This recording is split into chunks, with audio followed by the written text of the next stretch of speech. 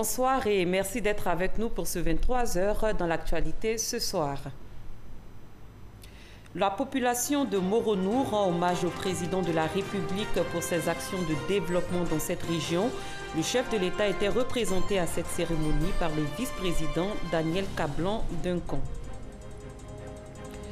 L'axe Bouaké-Ferkessédougou va être réhabilité. Les travaux ont été officiellement lancés par le Premier ministre. Amadou Gon Coulibaly a réaffirmé l'engagement du président de la République de doter le pays de nouvelles infrastructures.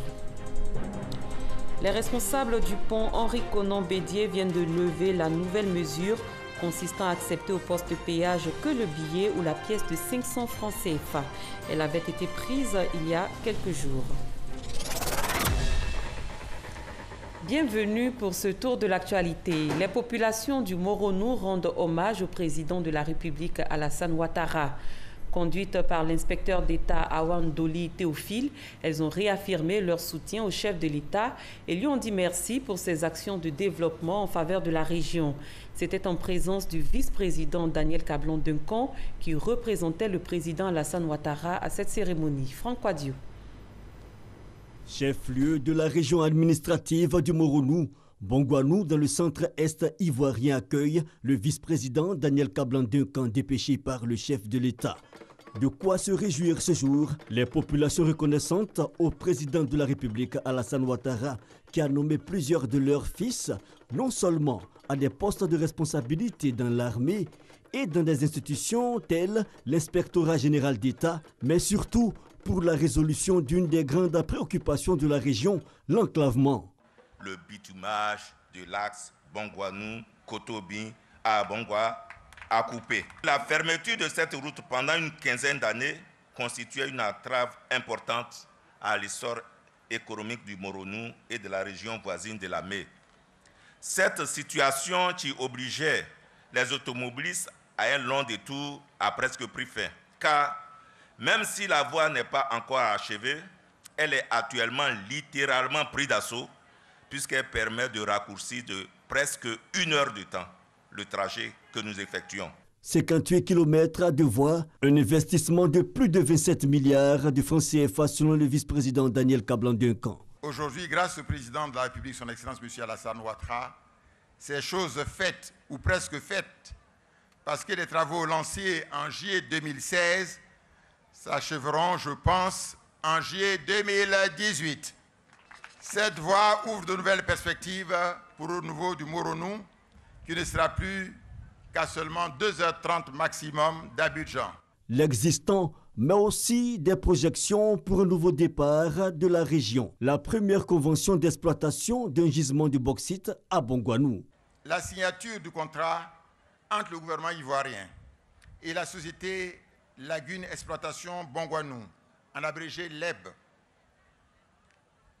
intervenu le 3 novembre 2017, permettra l'exploitation du gisement de bauxite de Bénéné en 3 phases sur une période de 7 ans.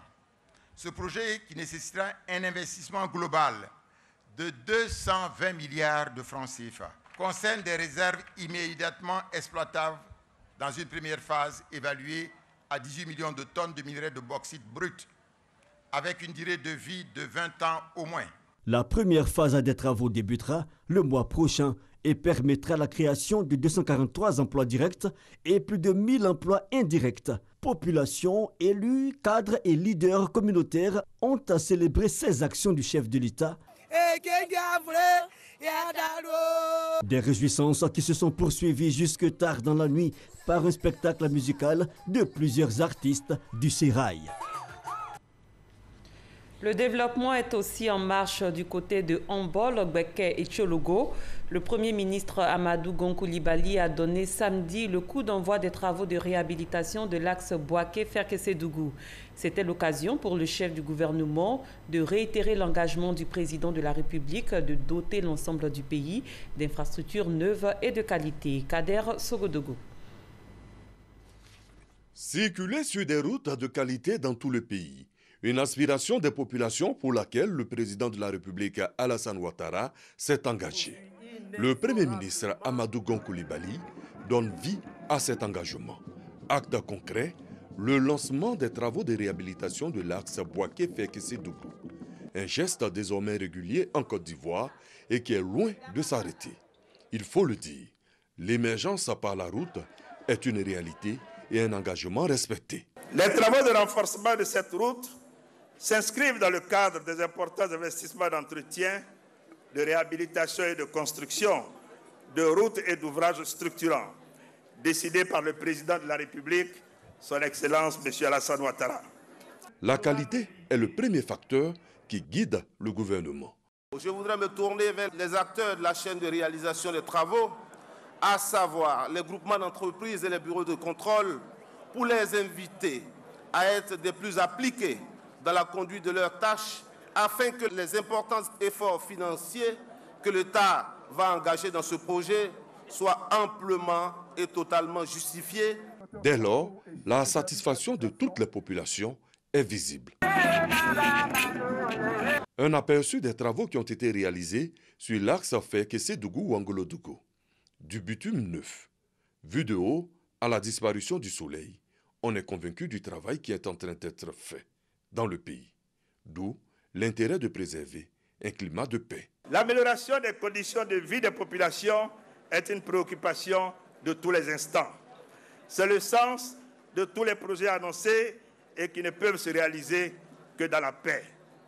C'est pourquoi, chers parents, je vous invite, chacun en ce qui le concerne, à œuvrer autour de lui au renforcement d'un climat de paix propice à la construction de notre cher et beau pays. Cela est un message important du chef de l'État. De nombreuses fêtes de la lumière ont été organisées en Côte d'Ivoire. Désormais, les Ivoiriens innovent. La fête de la route. Katiola en a été une démonstration parfaite. Nous poursuivons avec les infrastructures routières. Le directeur général de l'AGEROUTE était récemment dans les villes de Monkono, Tenengboué, Nation et Kong. Une visite pour s'imprégner de l'état d'avancement des travaux dans ces localités. Patricia Omoetia. Le tronçon Monkono-Tenengboué. Ici, le directeur général de l'AGEROUTE et ses collaborateurs ont constaté le niveau d'avancement des travaux de réhabilitation estimé à 35%. Il a instruit les responsables en charge de l'exécution à accélérer les travaux. Vous avez la responsabilité de gérer le délai, la qualité des travaux et respecter le budget qui a été acté. Il faut que l'étude d'exécution soit fournie, un décret actualisé soit donné, de façon à ce qu'on dise dès le départ s'il y a des dépassements et on voit comment on les traite. Pierre Dimba a ensuite échangé avec les autorités administratives de cette localité. Il a souhaité leur implication pour le succès du projet. La route Fekese-Dougou-Nation, long de 88 km, a été également visitée par le directeur de l'AGEROUTE. Sur 88 km, seulement 19 km ont été réalisés. Ce projet est cher au chef de l'État et qui nous a instruit donc de surveiller avec beaucoup de toute la rigueur et l'attention. Démontre bien que vous êtes attaché à ce projet. Nous prendrons des dispositions pour que le délai soit respecté, pour que vous puissiez profiter des investissements que nous faisons maintenant. La bretelle reliant Nation Kong, le responsable des routes, a pu s'imprégner de l'état d'avancement des travaux. Sur 31 km, 7 ont été débroussaillés. L'autre défi reste le bitumage. Du nouveau, du côté du pont Henri-Konan-Bédié, la décision visant à n'accepter que le billet ou la pièce de 500 francs au poste de péage vient d'être levée. Cette mesure avait été prise il y a quelques jours par les responsables de cette infrastructure. Cheikh Koni. Nous sommes ici ce soir consécutivement à la situation qui est apparue au niveau du pont HKB, où depuis le jeudi 9 novembre, la société concessionnaire du pont Riviera-Mare-Corée a été dans l'obligation de demander à ses usagers de présenter la monnaie exacte pour s'acquitter du péage. Nous voulons encore regretter cette situation qui n'est pas de notre fait. À l'issue de celle-ci, une réunion s'est tenue cet après-midi sous l'égide du ministre de l'Économie et des Finances et du ministre des Infrastructures économiques en présence de la société Socoprime et de la Banque centrale. Il a été identifié que le problème venait plutôt d'un certain nombre de procédures et des solutions ont été trouvées. Nous pouvons donc ici informer l'ensemble de la population et particulièrement les usagers du pont Henri-Konan-Bédié que dès demain matin, comme il avait été promis, la situation reviendrait à la normale. C'est-à-dire qu'on pourrait se présenter avec les coupures habituelles. Le problème de monnaie est désormais réglé. Nous voulons encore remercier les usagers pour leur compréhension et leur fidélité au pont Henri-Konan Bédié. En sport football, la Côte d'Ivoire n'a pas réussi à se qualifier pour le mondial 2018 de Russie. Les éléphants ont été défaits par les Lions de l'Atlas du Maroc hier au stade Félix Houphouët-Boigny par 2-0. Le pays est donc privé pour la 4e fois consécutive d'une participation à la Coupe du Monde. Samuel Metch pour le commentaire. Les éléphants de Côte d'Ivoire ne seront pas au prochain mondial de football qui aura lieu en Russie en 2018. Battus par les Lions de l'Atlas, 2-0 au stade Félix Houphouët-Boigny. Triste constat. C'est quel ballon ça là? Ou bien si le match est vendu, donc on nous dit le match est vendu, on ne va pas mettre notre cœur dessus, c'est fini. L'espoir, longtemps entretenu par les Ivoiriens de participer à un 4e mondial, s'est vite envolé. La bande à Marc Wilmot, fébrile en défense et inefficace en attaque, a coincé devant des Marocains solidaires et volontaires. Elle n'a pas pu transformer son rêve en réalité. La génération 2006 des Gervinho, Kalou, range sans doute définitivement les crampons sur une fausse note. Une autre équipe est à construire, une vraie équipe. Le football actuellement, c'est l'investissement. Tu investis, tu prends un entraîneur de renom, un entraîneur de qualité, tu vas avoir des résultats positifs. On n'a qu'à arrêter, la Côte d'Ivoire est un pays de foot.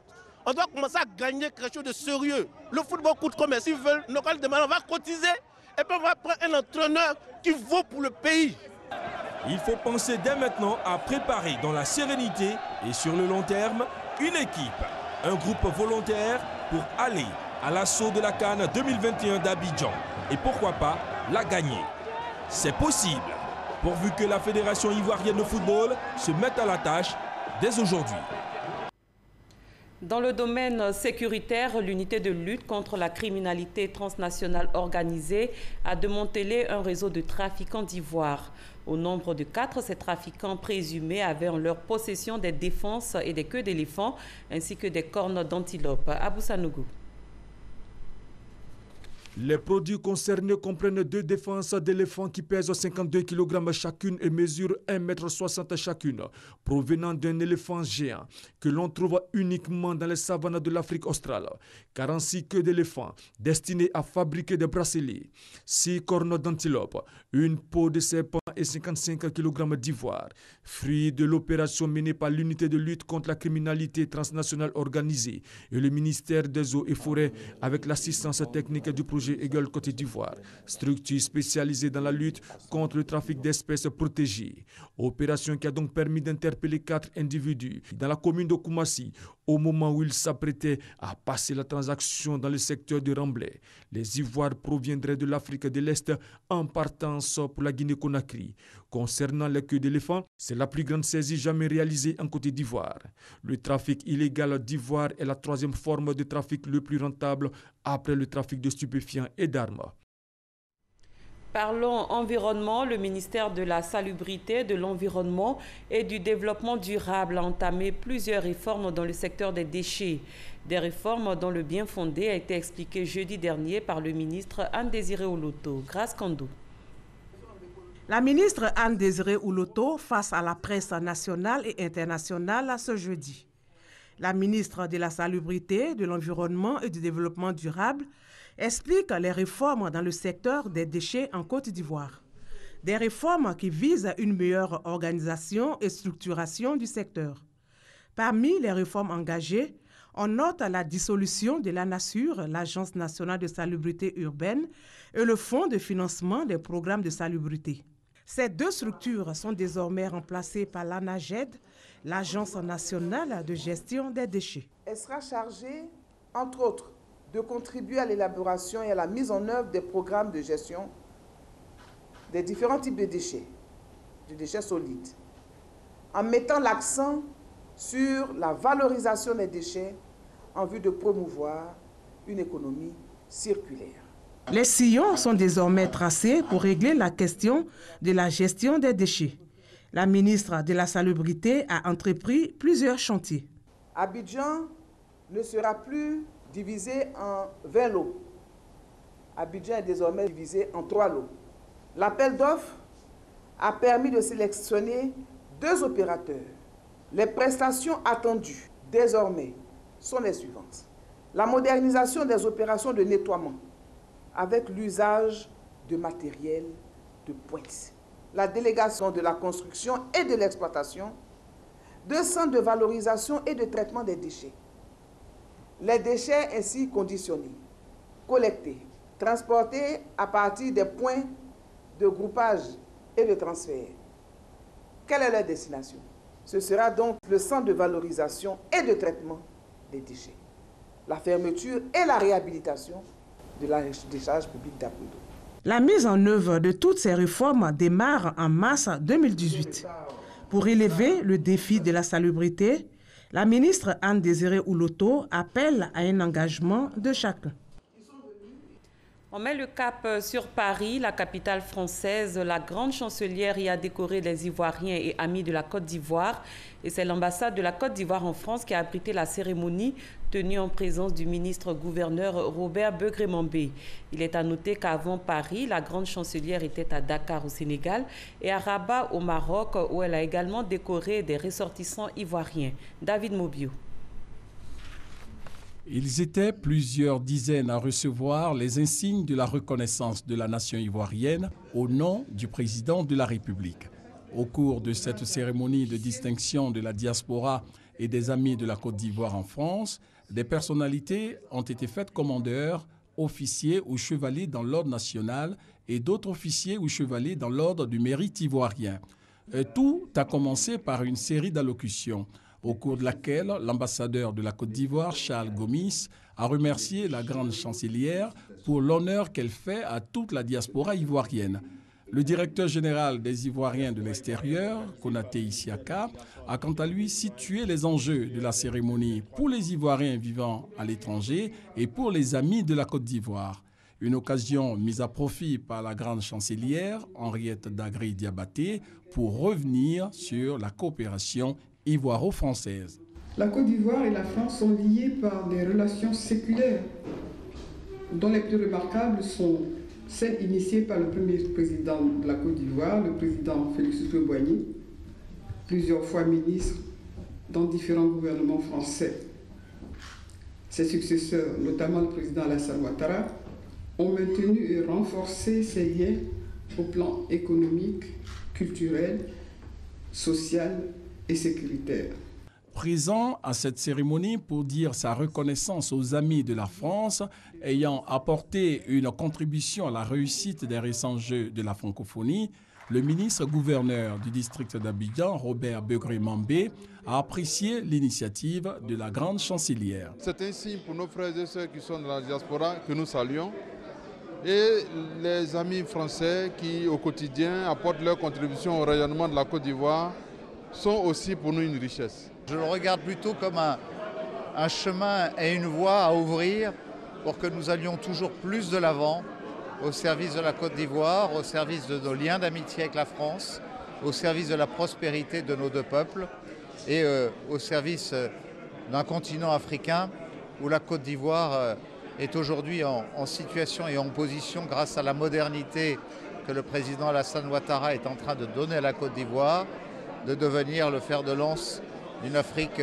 du XXIe siècle. Les différents porte-parole des récipiendaires ont exprimé leur reconnaissance au président de la République de Côte d'Ivoire, Alassane Ouattara, pour leur décoration et pour le repositionnement de son pays sur la scène internationale.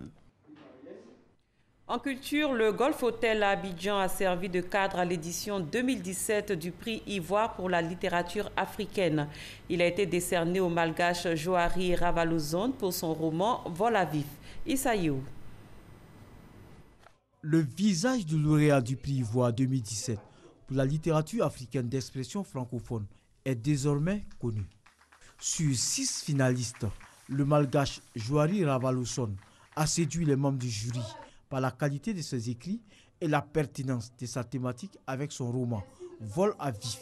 Je suis vraiment ravi de recevoir ce prix. D'être accepté comme membre de la grande famille africaine, pour moi, c'est très très important. Le prix Ivoire pour la littérature africaine d'expression francophone a 10 ans. Un 10e anniversaire célébré sous l'ombre de l'écrivaine Regina Yaou, invitée d'honneur pour cette édition, décédée quelques jours auparavant.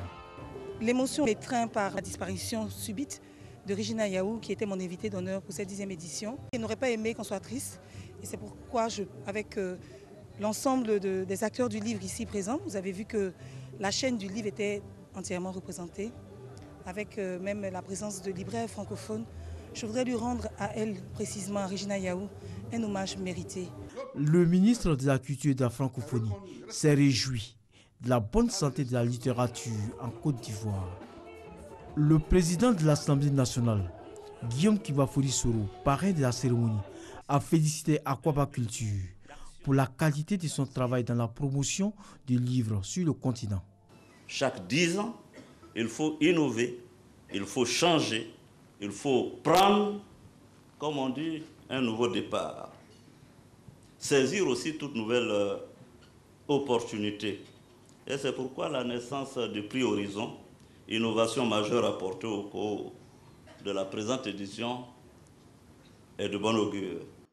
La première édition de ce prix a été décernée à Essie Kelly avec son ouvrage L'attitude féminine, un recueil de nouvelles. Elle a empoché la somme de 500 000 francs CFA. Un mot de bonne gouvernance. Le président du Conseil économique et social était en fin de semaine à la Haute Autorité pour la bonne gouvernance. Charles Kofi Dibi est allé déclarer son patrimoine conformément aux dispositions de la loi en la matière. Alexis Ouedraogo. Charles Kofi Dibi, président du Conseil économique et social, au siège de la Haute Autorité pour la bonne gouvernance. Président d'une institution, la loi lui fait obligation de la déclaration de patrimoine. Un exercice auquel il se livre avec le sourire. Celui qui veut venir investir son argent en Côte d'Ivoire, s'il sait que la gestion est crédible, il est rassuré et il y vient. C'est pour cela que moi je suis heureux d'avoir fait ma déclaration de patrimoine. Un exemple de bonne pratique que le président de la Haute Autorité espère voir chez un plus grand nombre. C'est un cas provisoire et je suis persuadé que les autres responsables ivoiriens, pour ceux qui étaient encore hésitants à faire le reste des déclarations. La déclaration de patrimoine s'inscrit au nombre des actions de prévention de la corruption, mais surtout de moralisation de la vie publique. Autre chose à présent, on s'intéresse à la décoration d'intérieur, ce secteur qui prend une place importante en Côte d'Ivoire. Comment se présente-t-il? Qui sont ces acteurs? Comment devenir un décorateur aguerri? Christiane Kogbi et Franck Adio nous donnent des réponses dans ce dossier que je vous invite à suivre. Une couche de peinture en plus, rangée et disposée régulièrement, meubles et accessoires, c'est le passe-temps d'Hélène. La jeune dame a fait de la décoration d'intérieur sa passion. Depuis petite, j'avais l'amour d'abord du bâtiment et après plusieurs emplois, j'ai senti que je ne me sentais pas. J'ai décidé maintenant de faire la décoration d'intérieur qui me plaît. Un cadre de vie sans cesse réinventé, une source de tranquillité, tout ce que recherche Romaric, féru de décoration. En fonction de ce que vous avez à faire de votre cadre, nous réfléchissons, nous agençons, nous harmonisons les couleurs en fonction de la lumière et nous nous donnons le cadre le plus paisible pour ce que vous avez à faire. Une passion telle que cet ancien fonctionnaire a choisi de faire de la décoration d'intérieur son métier, celui d'embellir les lieux d'habitation. Tout abandonné pour décorer des maisons, Fatoumata a aussi franchi le pas. Comme Romaric, elle a opté pour la professionnalisation. Il a fallu pour cela suivre une formation. Je suis passionnée des décors depuis toute petite et après ma formation en électrobiomédicale, je me suis rendu compte que la passion avait vraiment pris le dessus et j'ai cherché à pouvoir explorer cette passion-là. J'ai commencé à faire de ça mon activité première.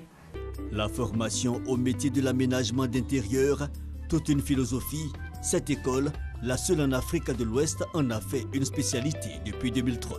La formation se déroule en 5 mois. Nous avons 3 mois et demi de formation en présentiel au centre de formation et ensuite 1 mois et demi où les auditeurs font du travail autonome pour préparer leur projet de soutenance de fin d'études afin de le présenter à un jury de professionnels pour l'évaluation, pour enfin obtenir le certificat de qualification professionnelle du métier de décorateur d'intérieur.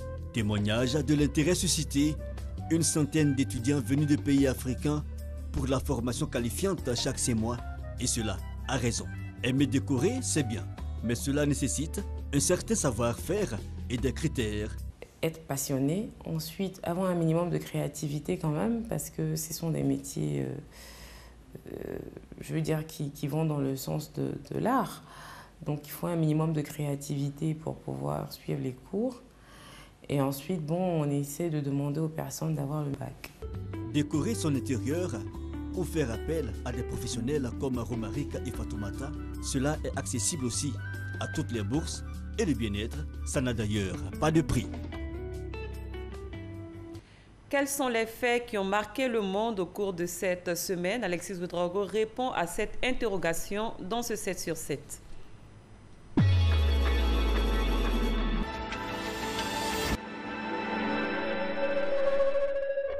Lundi, 10 interpellations ont été effectuées en France et en Suisse, 9 hommes et une femme dans le cadre d'une enquête antiterroriste. L'opération a été menée dans le cadre d'une information judiciaire ouverte en juillet en France. Mardi, à la Cour pénale internationale, le général à la retraite Firmin Detto-Leto a été entendu dans le cadre du procès pour crimes de guerre et crimes contre l'humanité visant l'ancien président ivoirien Laurent Gbagbo. Après le général Philippe Mangou, c'est le deuxième au cadre de l'armée à venir témoigner de son action au moment de la crise post-électorale de 2010-2011. Mercredi, aux Royaumes-Unis, Priti Patel, secrétaire d'État au développement international, a quitté le cabinet de Theresa May. Priti Patel avait présenté ses excuses déjà lundi pour avoir rencontré une série de responsables israéliens durant ses vacances en août sans en informer le gouvernement. Jeudi, au Burundi, les présidents tanzaniens John Magufuli et l'Ougandais Yoweri Museveni ont vivement critiqué la décision des juges de la CPI autorisant l'ouverture d'une enquête sur des crimes contre l'humanité présumés au Burundi. Le président Magufuli a déclaré que cette décision compromet les efforts déployés par la communauté d'Afrique de l'Est qui a mis en place un comité chargé d'aider à la résolution du conflit burundais. Des milliers de personnes ont manifesté à Lomé contre le régime du président Faure Gnassingbé à l'appel de l'opposition togolaise. Après un peu plus de 2 mois de crise politique dans ce pays d'Afrique de l'Ouest, le président Faure, lui, accuse l'opposition de maintenir le pays dans un climat de tension. Samedi, un accrochage a eu lieu à Ariel dans le Soum entre un détachement militaire de Nassumboum et des groupes armés au Burkina Faso. À l'issue des affrontements, plus d'une dizaine d'assaillants ont été tués, mais l'on dénombre 4 blessés dont un grave dans les rangs des forces de défense et de sécurité. Les militaires burkinabés ont emporté un stock important d'armes ainsi que 4 corps d'assaillants. Ce dimanche, un diamant de 476 carats a été découvert en Sierra Leone. Il s'agit du 29e plus gros diamant jamais découvert. Trouvé dans la province diamantifère de Kono en Sierra Leone, il sera vendu lors d'enchères internationales.